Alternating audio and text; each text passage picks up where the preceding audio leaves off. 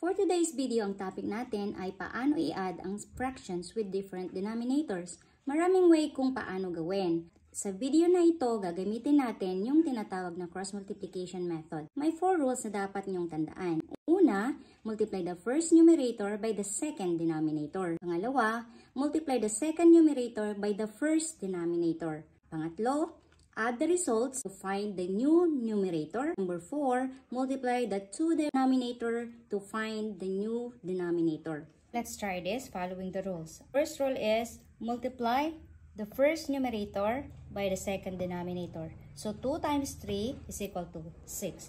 Pangalawang rules, multiply the second numerator by the first denominator. And we multiply 1 times 5 is equal to 5. When we add them together is equal to 11.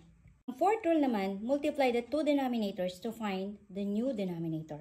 So, i-multiply natin itong dalawa para magkaroon tayo ng bagong denominator. So, 5 times 3 is equal to 15. Ang tanong, is there any common factors other than 1? So, kung wala, ito na ang ating final answer. No need to simplify. Let's have another example. Post this video at i-comment ang inyong sagot. Thank you for watching. If you found this video helpful, don't forget to like and share. Kita-kits tayo sa susunod na video.